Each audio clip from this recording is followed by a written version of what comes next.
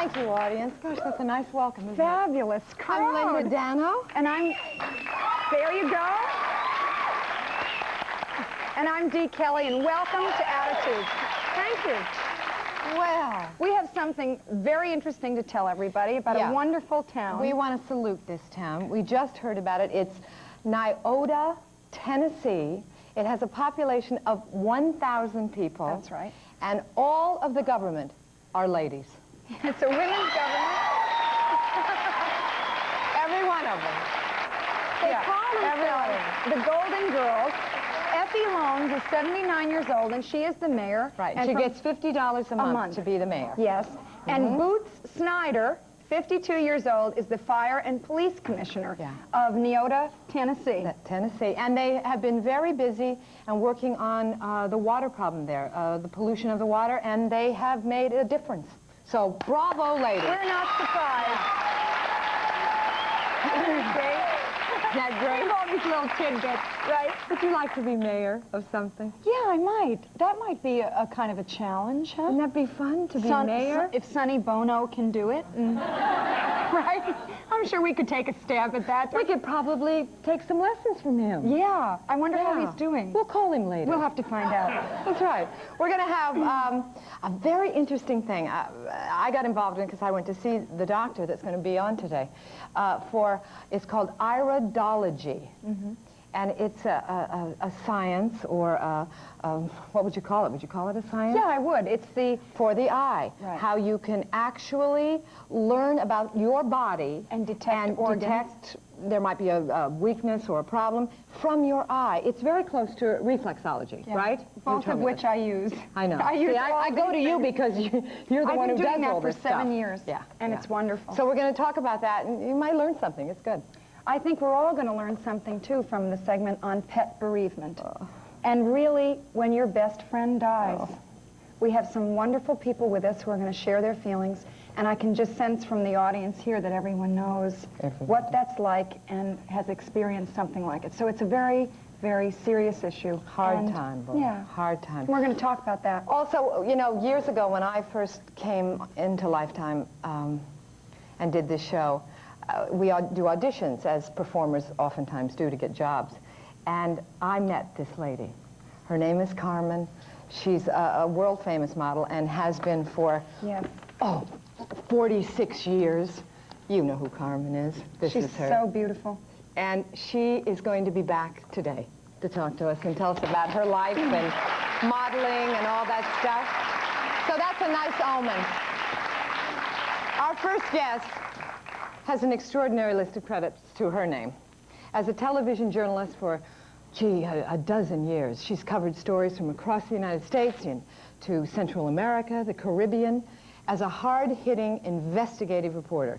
She's been the first, really the first, to break cases of corruption, illegal drug trades, fraud, and sexual abuse. And now she brings her unique talent and skills to Lifetime with all of us. Please welcome host of her own talk show, Jane Wallace. Hi, Jane. Hey. Looking beautiful. You cleaned up rather well. Thank you. Get here. Skills are pretty strong back here. Well, Jane, welcome to Lifetime. The studio's familiar. Now, Jane and I spent an evening together in my apartment in New York, and I had no idea that it would ultimately end in this. How are you loving your new show? I mean, how did it all come about? Jabber, jabber, jabber, jabber, jabber, just like we did in your apartment. And we just started talking about it. And, you know, I thought, sure, yeah, you're going to get me my own show, right? I thought, okay, okay. Right. They kept talking, and they kept talking. And finally, it became apparent that Lifetime was serious about doing this. And they were serious about trying to make a show that actually fit who I am, which is not easy to do. Which is not easy, knowing you. What is it? So, you know, it became a reality. It's fun. What's it like having your own talk show? Is this something you've always dreamed about? No, in fact, I haven't given it a shot. You haven't gotten used to it yet. No. We know that feeling. Right? No, and you know, when the audience applauds, it's a little weird. I keep looking around to see, well, what is it that's happening that they're applauding. I keep looking, expecting a parade on the other side or something, some event. Yes, exactly. Someone must be doing something. But it's fun. I'm enjoying it. we're still in the Yes, getting of out the course. kink stage. I mean, there's times when we get some shots on camera that shouldn't be there, and we're learning with guests, and we'll have people that make friends in the green room when they're mortal enemies, and then come out on the show and everybody's friends. And Yeah.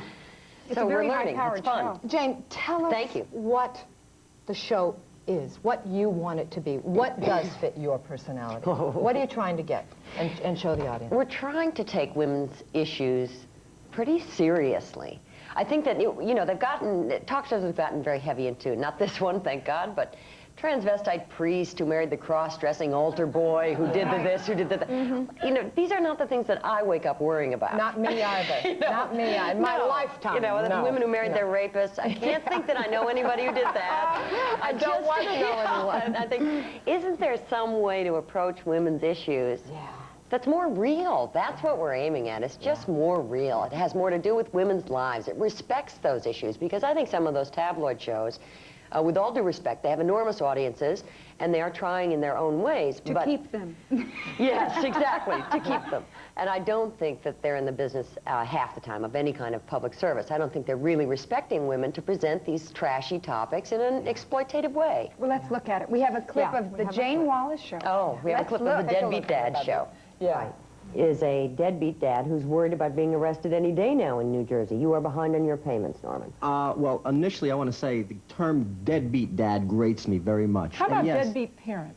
No, You want a because deadbeat I am not a parent? deadbeat parent. What about just I calling am them not. to I am deadbeat not a parent? deadbeat parent. I have fought for 2.5 years, and this is just, I'm not going to go through the papers. This is a portion. If I had brought them all in, I'd need a wheelbarrow. To fight to stay in my children's lives. I now care for my children. I'm supposed to care for them 50% of the time, but I was cut down because of certain allegations to 11 nights a month. Look, there's no question that divorce court is messy, and it drags on, and nobody's going to argue, I don't believe, even on the panel, that this is the most efficient way of doing business. The question is, if you are behind, should you go to jail? Good point.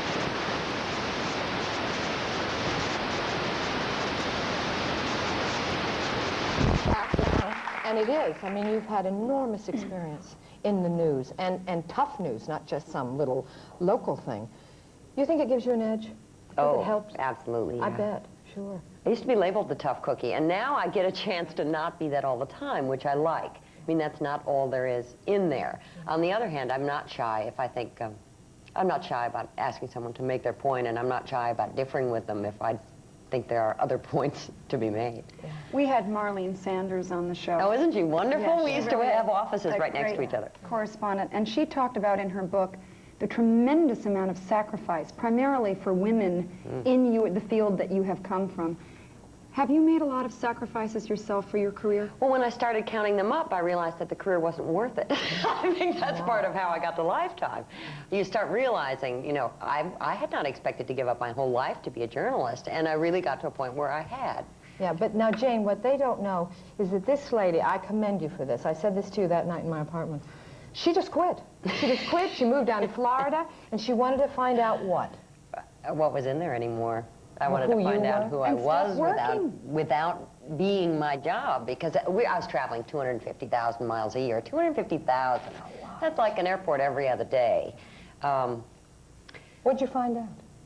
Oh, I found out I liked what was in there. I also sort of liked being away. Network news is very masculine atmosphere. It's very masculine standards. It's very sort of macho and prove it. And as a woman, you have to do at least as well, if not better. That's all still true.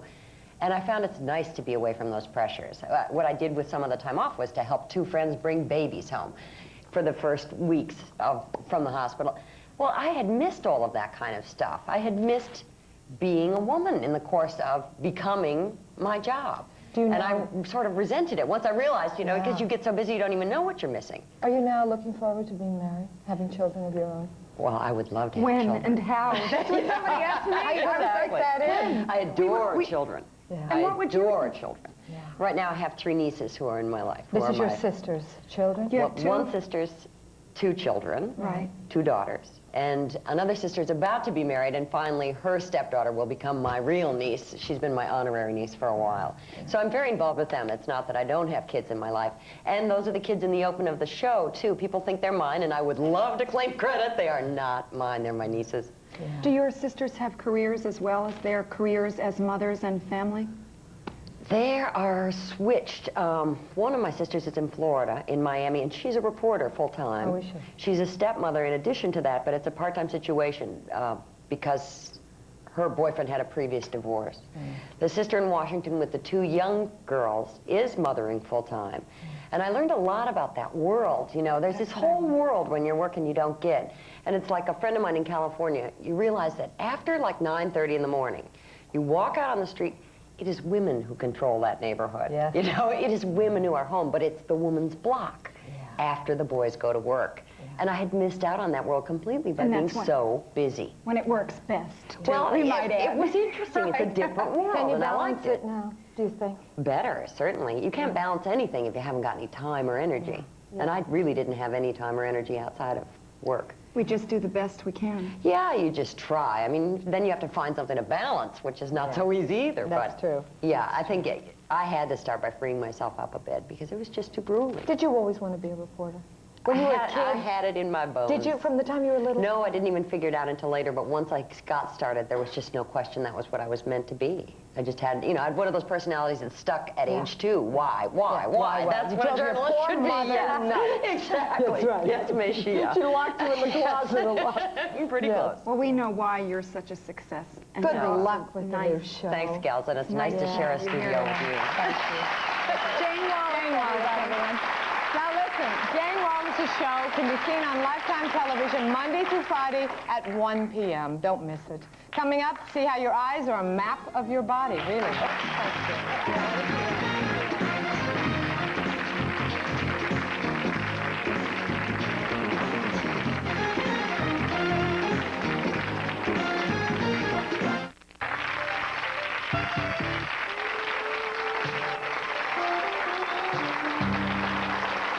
Preventative medicine is the wave of the future. Already, we are, some of us, eating better, exercising more to prevent problems. So today, we're going to talk about a fascinating technique that is believed to actually tell you what particular part of your body problems are most likely to develop.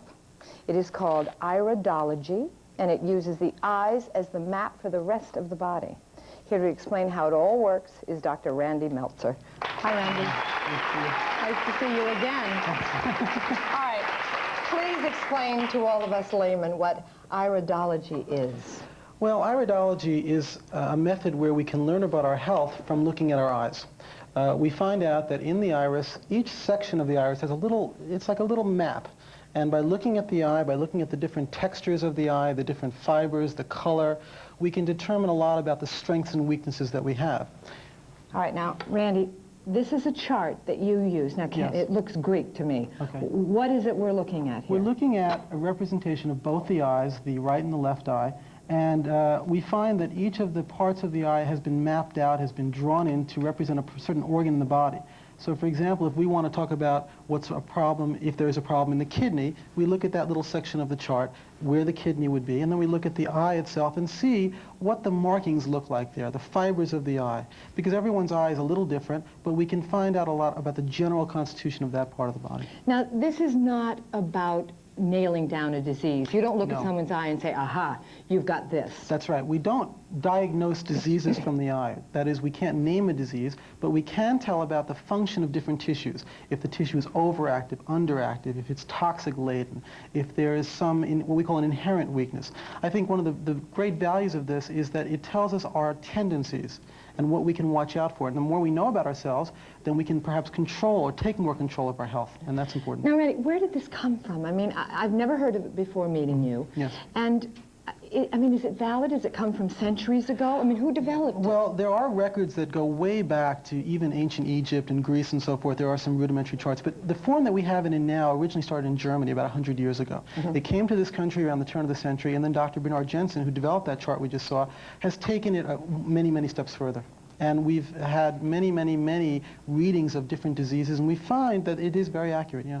Now, what about the color of your eye? Mine are sort of a gray hazel, Right. but some people have dark brown eyes. That's right. Does that matter when you're looking at the eye? Yeah, it does in the sense that we feel that there are only really two natural colors. There's a natural blue and there's a natural brown. Anything in between those can sometimes indicate certain chemical imbalances in the system.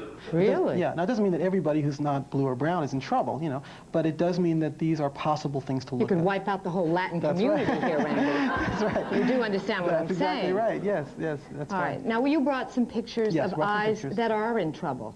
These are some signs that we can typically see in the eye. Okay, yeah. let's take a look. Okay, Okay. Now what are we looking at? So the first thing here, we're looking at, of course, a magnified view of the eye. And where the arrows are pointing, especially on the bottom portion, you see the little white dots. Yeah. We call that in iridology, for lack of a better term, a lymphatic rosary. Because it reminds us, mean? well, it reminds us of little beads on a rosary, but it actually means that the lymphatic system, which is part of our immune system, is congested or stagnant. This is the kind of person who, for example, would get tendencies toward a lot of colds and flus and perhaps even more serious problems. Now, did this person? Was that true about this person? This particular person, yes, in fact, they did. That's right. Really? Now, what is this? Now here's a good example of color. You see around the periphery of the eye, it's a lighter color than in toward the center. The center is much darker. And that could indicate some problems in the digestive system, perhaps even some more serious problems in digestion as it goes on. Is that little white circle there just the camera? That's the flash from the camera, Oh, please, right. God. I thought, Lord, what is that? That's right. Now here's an interesting one. This particular one, you notice on the bottom and the top of the eye, there's a thick white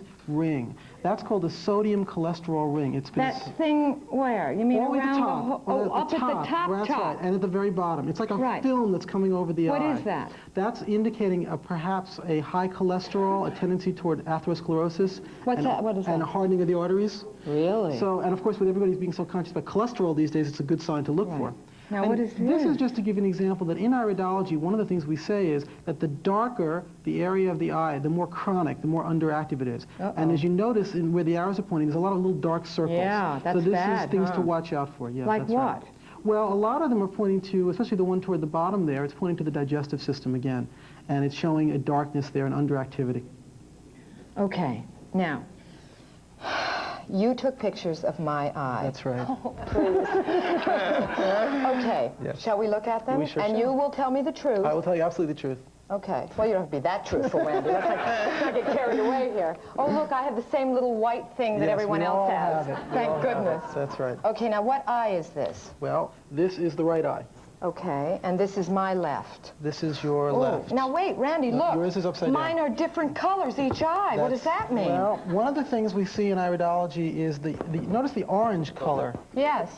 Tilted forward. The or orange forward. color tends to indicate problems in blood sugar metabolism. Or What's that mean? Well, it can indicate tendencies toward either low blood sugar, hypoglycemia, or diabetes. So this... I am hypoglycemic. Are you? Yeah. I that's- have been in my life. Yeah, so that's the strong tendency. From birth, you've had that. That's something that was been passed on probably from your parents and past generations. It's their fault. It's all their fault. Blame them. I'll call my mother the moment you leave. That's right. What else do you see in my eye chart? The other thing that's very apparent... Randy, why are mine two different colors? Yeah, I think that's partly having to do with the developing process. Sometimes there'll be a slight flaw in the film, but I think also... I thought you meant in me. No, no. I developed slowly from one side to the other. Right. But also, the thing that's interesting in your eyes is, especially down, for example, in this area here, we see a dark circle. That's and not good. That's not good, and that's an indication of perhaps a problem in the liver area. And we want to make sure that we take care of that, because that also is where we control the sugar metabolism, is in the liver. And we detoxify the body through the liver. We find this is a very common thing in our society because there are so many toxins and poisons in our environment right now that a lot of people have stress on the liver. So it's something to watch out for. So that's what it means. It's preventive medicine. Prevention, that's right. I know now there's a weakness in the liver. That's right, and you so I want know to take that care I of should that. keep an eye on that. That's right. For example, if you know now that you're hypoglycemic, then you want to make sure that you take care of it from a food standpoint and watch out from a diet standpoint, you know, this kind of thing. And you can see your doctor and speak more about that. Have medical tests done periodically to measure the sugar and make sure there's no problems with that. Okay, interesting. Isn't this interesting, you guys? It really is. It really is. All right. If you would like to explore the practice of iridology yourself, don't do it on yourself, but you can write to National Iridology Research Association, 1278 Glen Eyre Street, Suite 153, Laguna Beach, California, 92651. Interesting. Okay? Thank you, Randy. Thank you. Really, I enjoyed it, I think. I'm not sure. A beautiful woman with a 40-year career that's still going strong. Come back.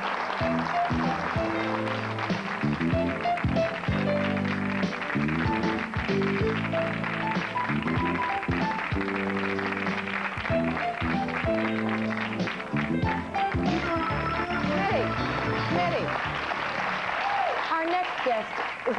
perfect example of how beautiful a woman can look at any age. Boy, is she ever. It all began in 1943 when she was 13 years old. Look There how she is. beautiful she is. Since then, she's changed along with the times and carved a real place for herself in modeling history. Please welcome the absolutely fabulous Carmen. Absolutely.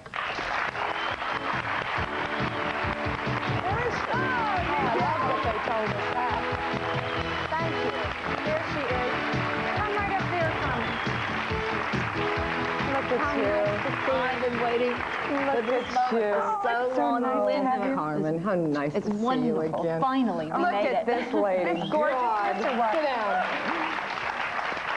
How do you do it? How do you stay looking so terrific? The way you two do it, I work at it. Yeah, it All does the take time. work, let's face it. Sure.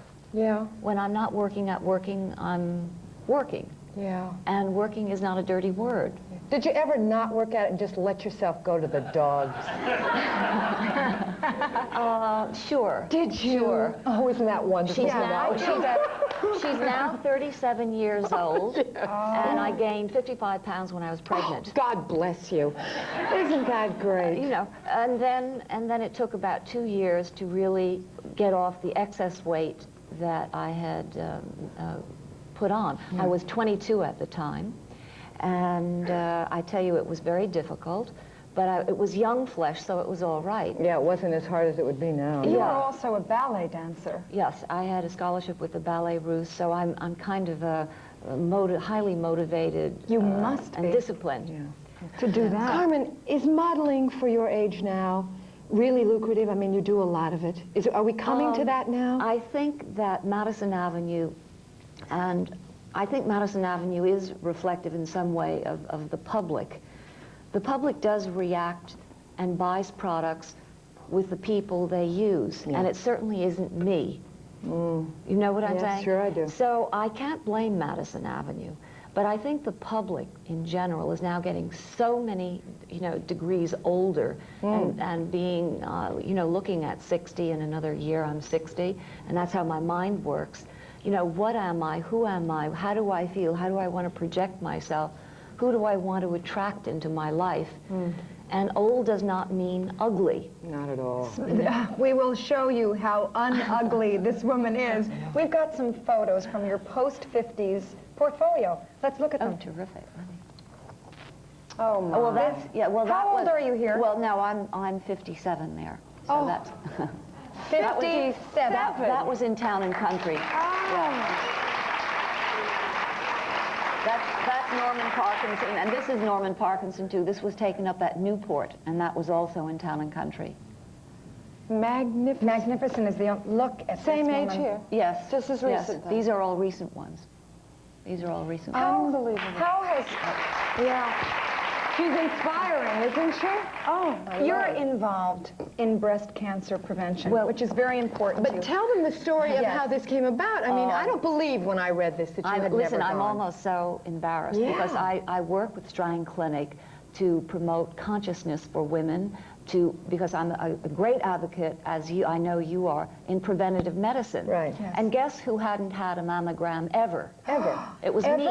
It was Ever? me, ever. This was last year. And I'm there doing, we're planning our big dance December 6th at the Starlight roof of the Waldorf. And the doctor said, well, let me feel your breasts. I said, be my Just guest. like that? Well, he was Over doing coffee or something? During the course of the day, and we're doing public relations and photographs for the Daily News, and they said, may we use you? You're a famous model. Yeah. And I say, listen, you can put the camera inside. I don't care if it's going to. Good. Really, it's. If it's going to help. If it's going to help. And in the course of all of that, Dr. Kahan palpated my breasts. Now, I had had a physical workup 6 weeks before, and I had a clean bill of health. And as he was feeling, he said, oh, right here. A lump. A lump. And he said, put your hand here. Well, I mean, I felt the hardest, biggest, mass. And there I was lying on the table, with You had not done self-exams? I do. And you didn't catch it. Listen, and you know, they're touched by loving Yes. hands. So I mean, Yes. it's, Yes. So it it is made amazing and very difficult to find. When he took his hand away, I could not find it myself lying on the table. Yes, So by we yourself. must get mammograms. We're doing that here. We're Oh, all that's going to go. We're getting a wonderful. group together and going to get them. Well, I hope you come down to Strang Clinic, because especially if any woman who is in the high-risk category, your mother, your sister, have any history of breast cancer, Strang does this for nothing. For nothing, Great. everybody. It is funded. For That's what nothing. we raise money nothing. for. And Because it's we might add also that if you're not in the high-risk category, it is now covered by Blue Cross Blue that Shield. is so important to Great. get across. Remember, guys. Carmen, Yeah. thank you so much for my being with pleasure. us. God bless. Love you to see you. Really. Oh, God, you're lovely. Coming up, grieving the loss of your pet. Come back. Stay with us.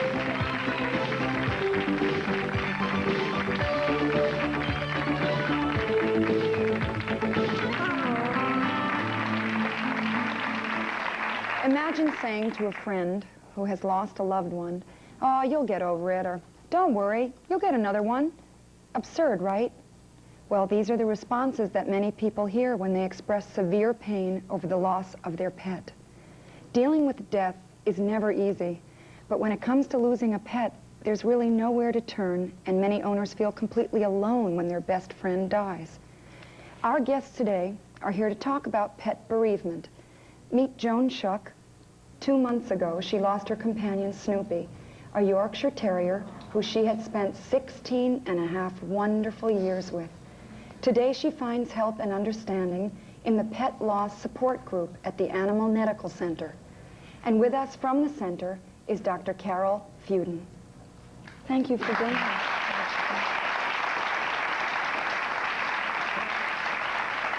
Tell us about your recent loss of your friend Snoopy. Okay, Snoopy was more than a friend to me. He was my companion, and we spent 16 wonderful years together, and it's been very difficult. He was sick for 1.5 years, and I tried to prepare myself for the loss, but there's just no way you can do that, no matter what you do and who you speak to. When it comes, it's your loss, and you have to deal with it, and it's been very difficult. Joan, were you involved with the group, the support group, during Snoopy's illness? No.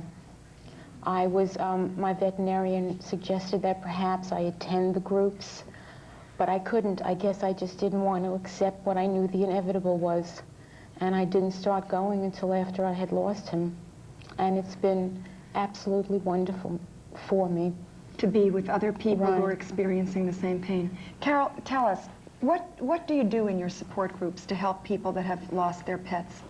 We have people coming from inside the center who've lost animals in the center, and also from outside the center.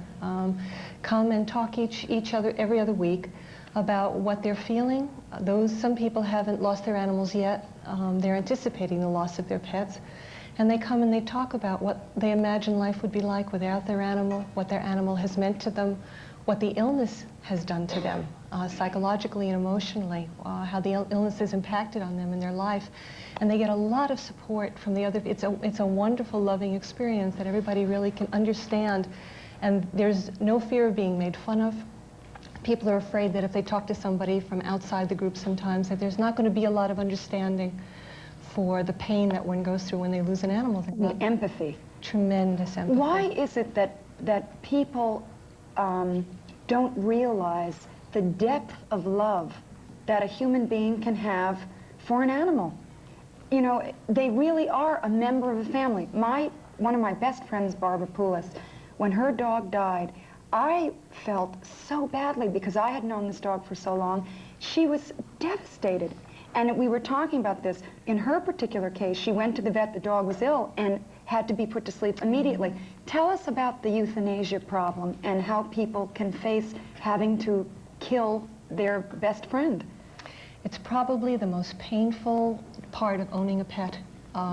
When your animal comes to the point where the quality of life is no longer good, that you have to make that decision. And so many people talk about that it's like playing God. And to hold the pet's life in your hands is a very, very powerful thing, and only by talking about it. Hopefully with a little preparation. Your friend's experience was particularly tough. Yes. For the little preparation and to talk over with the doctor and any support counselor available about the decision and making the decision is very helpful. Joan, did you have to put Snoopy to sleep? Yes, I did. What was that day like for you? Well, I had discussed it with my veterinarian for several weeks, and she just felt he wasn't ready to be put to sleep, but I went through a horrible time with him. He had kidney disease. He was sick on and off for a year, and the last month that I spent with him was torture. He couldn't hold his food down. He threw up constantly. He couldn't hold anything inside. He was making all over the house, vomiting, and to see him this way killed me because this was not the pet that I had lived with.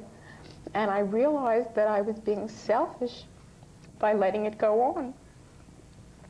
And when I went to my veterinarian that night, who happens to be one of the most marvelous people in the world, I would like to mention her name, Dr. Linda Jacobson. Her and her staff carried me through the whole process. When I called her on the phone and told her the time had come, and she started to do the procedure, she stopped and she said, "Joan, I felt so close to you and Snoopy, I'd rather have one of my associates do it." And I said, "No, Linda, because you've been so wonderful to us, I want you to be a part of it." And I cried through the entire process, and Snoopy licked my tears off my face as the process was happening. And to this day, I'm not sorry that I did it that way, because he knew I loved him, and he certainly loved me, and I knew that was the best thing to do. Carol, that's very moving. And I think what we are talking about here is that everybody gets a little puppy and a little kitten, and it's a wonderful experience for children as well. It's very important to prepare for them. But we all must realize that these animals will probably die before we will.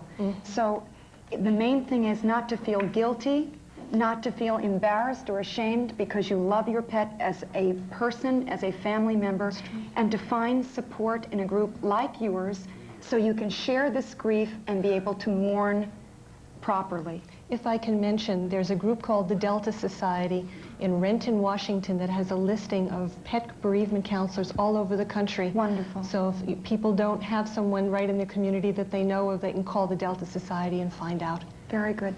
Thank you very much for being with us and sharing this with us. Thank you. I feel this was a wonderful tribute to my relationship with Snoopy. Great. Thank you, Carol. Steve. We'll be right back.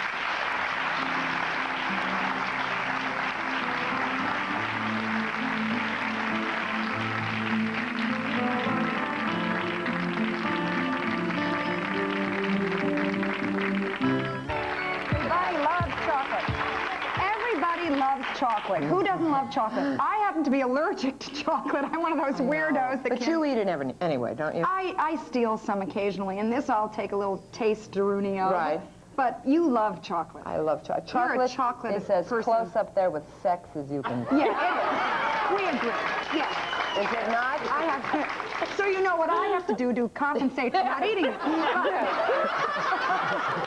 Anyway, on that note, we'd like you to meet Barbara Albright, editor-in-chief of Chocolatier magazine. Hi, Barbara. Hi. Well, now that we've completely gotten your job fired, shall we It sounds like you continue? have a positive feeling towards chocolate. Now, you say that chocolate is like being in love. Eating chocolate, what does that mean? Well, I think people like the flavor of chocolate. Chocolate is a very complex flavor. It has over 500 component parts. That's why there is nothing that replaces the taste of chocolate. It's a turn-on, People Barbara, try right? to- Yeah, good. It's a very special flavor. Yeah, it is. My aerobic instructor says she believes in sweat and chocolate.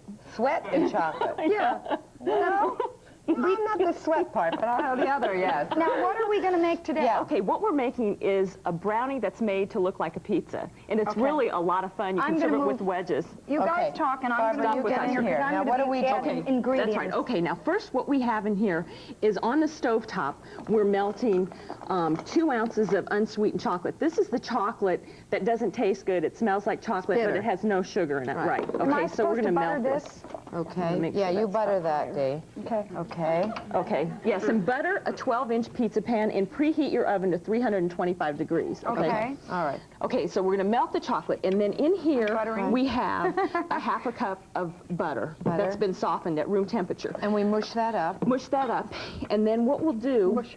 Mush, up. yes, mush, okay. And then we put this in, Barbara? We put that in, The whole thing? the whole thing. Okay. And you can start What is using... this, Barbara? That Brown is sugar? 1 cup of dark brown sugar. When you measure dark brown sugar, you should pack it into the container, right, so you right, measure it correctly. right. You can Okay. use this, Now it's you're a gonna lot mix? easier. Do you need this one too? Okay, You want me to what- wipe that off? Okay, what you want to do... Let me... Now I put eggs Be in. careful. Okay. Go ahead. Should I add these?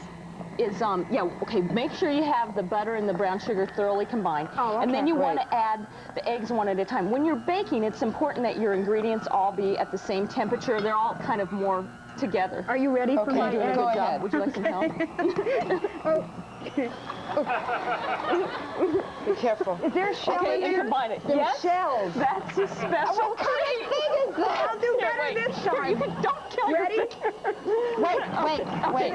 You just mashed up a shell in there. Well, they won't know. They'll special think it's a texture. certain kind of chocolate. Higher in calcium. Yeah. Okay, That's go about ahead. light speed. Okay, ready? Okay, yeah, go For ahead. the second egg. Better. Okay. Thank you so Okay. much. You want to get this little hunk down over here? Okay, what is that? That's That. We need this hunk. Oh, there, there. Okay. Okay, make sure that's all combined. Okay. Then we have a tablespoon and a half of vanilla. Right which here? is right there. Or a teaspoon and a half, excuse me. Teaspoon and a half. Vanilla is wonderful with chocolate. This looks An good. eighth of a teaspoon of salt. And salt is very important in baked items because it enhances the flavor of them. Okay, wait a second. What is What that? is this? Flour? That is 3/4 cup of all-purpose flour. Throw that That goes in? in? Throw that in, yeah. Put down All of it. gradually. Oh. I was. Oh, good, Dee. Oh, I'm shocked. Okay. Very I okay. want to do you all at once. Yeah, okay. You're sort of living through this, aren't you? Right. Yes. I want to make it savor and linger as long as I can. All right. There you go. Thank you so much. You are welcome. All right, Barbara, now what? Now, really, we should have added this chocolate after the sugar. Oh, Barbara. You didn't tell us that. I So know. what do we do but now? We can put it pretend in we now. did. Go ahead. Brownies are pretty, Throw it in there. but it's not not very melted, melted yet. that's That's all right. We'll pretend. So, Pretend. okay. Let's see. Put this in. Okay. Melted chocolate. Melted chocolate. It's mashed, okay. melted now. chocolate. Okay, but now the fun part begins. Okay. Can I stop this? No, keep doing that. What do we do? Okay, half of these. Okay, Yeah. but you can stop it now. Yeah, because Okay. I'll chop those up. Okay, Okay. Oh, half of them. thank you. Okay. All right. Half. Now half of the chocolate. Scalpel. The Thank you. bitter. Okay, this is 1 cup of pecan halves. Right. Okay, 3 ounces of milk chocolate that's cut into squares. The whole, Just whole thing? like Half that, of that, right? half of that. Half of Okay, that. and half of the bittersweet chocolate. Okay. This is Okay. like the pepperoni of the pizza. That's right. Okay, so we have some inside and then some on Give the me a little more outside. of that. Okay. She's very creative in the kitchen, Oops, Barbara. Okay. These now, just went down the hole. I have a comment, but I won't make it. No, I better not. okay, No. now spread this in the prepared pan. In the prepared Okay. pan that I prepared. Yeah, that you Okay. prepared. I In- prepared. Usually Okay. this batter would look a little Good. more chocolatey You're like very a good at brownie, this. but You know how you Yeah. just like spatula that we'll right show out? you it when it's done. Okay, now spread that over. And then Dee, after she spreads that out, I want you to decorate the top with the milk chocolate and the dark chocolate. Oh, Oh, just okay. like Great. the little May I added start thing. that now? So Okay, it's more colorful. spread that huh? even, okay? Okay. Yeah. Are you done yet? I'm trying, honey, really. Okay, go ahead. That's good enough. Okay. Now put the pecans kinda there. good. These are like pepperonis, Yeah. you know, Good. green peppers. Anchovies. Sausage. None of which This I is eat. what a lot of Broccoli. manufacturers have been doing. Broccoli, spinach. She's peculiar. I'm a vegetarian. What can I tell you? Okay. Okay. Now we put it in our Magic oven. Right. It's the Star Wars oven. Right. Here we go. Okay. And voila, voila. Voila. Okay. voila. Okay. And then we melt 3 ounces of white chocolate. Yeah, right now. I did? Go ahead, take that out, Dee. Okay, so what we've done is you can see how they've baked on the top to look like the items. And then we'd melt the 3 ounces of white chocolate and drizzle that over the top to make it look like cheese. Like cheese. Okay, now what you do is you can cut it into wedges. Let me do that. Like pizza wedges? Like pizza wedges. And it's a lot of fun, especially, you know, at parties. Right? Yeah, Yeah, like very that. good. Did you work in a pizza You flip it up in the air. Right, like you do on this. Okay. Okay, this one you probably don't want to flip on the I neglected to say, when you put this in the oven, in case you have any fall over, you should put a baking pan underneath. Okay. Okay, there's a wedge. Barbara? Thank you. Linda? Ladies? Oh, great. Shall we? Chow down. Oh, yes. Yes, Barbara. Very nice. That is so rich. Thank you. Barbara, delicious. Frank is in the trailer. This makes all the difference. Chocolate Tier magazine. Fabulous Fake Ivory next. Stay with us. Look at. Oh, is that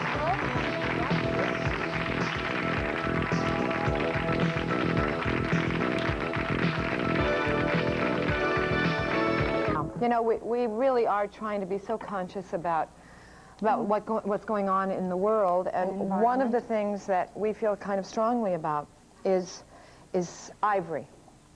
You know, if you've ever been to Africa or you've watched any shows about the elephants, yes, I had the fortune to go to Africa, you absolutely fall in love with the elephants, and it breaks your heart to know that people actually kill them just so we can wear them on our ears or around our necks. And now we can thank certain designers because they're doing fabulous fakes. They're out of some plastic, some is out of bone, but at least we're keeping the ivory where it belongs, on the elephants. Right. So let's show you quickly, okay? I'll start over here. This is called Forte by Carol Duplass, and everything here in this section is from $30 to $130. Isn't that pretty? And what have you got, Dee? Okay, right over here we have Ben Amun, who we've seen here before. Yeah. All plastic. The necklaces are $100 and up, and the earrings are $50 to $65. Right. You see that, Ellen? And here is Jay Feinberg, who is doing his version of fake ivory, and it's $25 to $150. And over here, we have Lazuli designs. They're $15 to $50. I think they're made out of bone, probably. I don't know much about this. Yeah. Now, the older ivory, that is the antique ivory, is still okay. Not a problem. But we really don't recommend buying ivory. We don't want to keep pushing it. If you really want it, buy plastic. Buy it's just as pretty. Okay. Thanks for joining us, everybody. See you next time. See ya. Bye.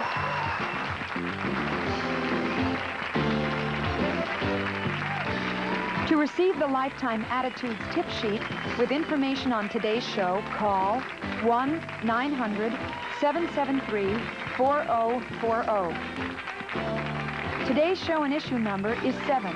The cost of the call and tip sheet is $2.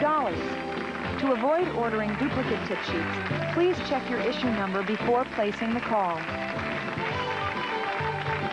If you would like tickets, please send a self-addressed stamped envelope to Attitudes Tickets, 3412 36th Street, Astoria, New York, 11106, or give us a call at area code 718-706-3575.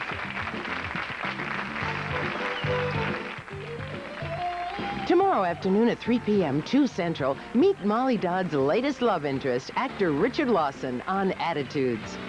Coming up on the Lifetime afternoon movie, when the pressures of life become deafening, a teenager retreats into a world of silence. Marsha Mason and Kiefer Sutherland star in the compelling drama Trapped in Silence, next. Happy holidays from all of us here at Lifetime.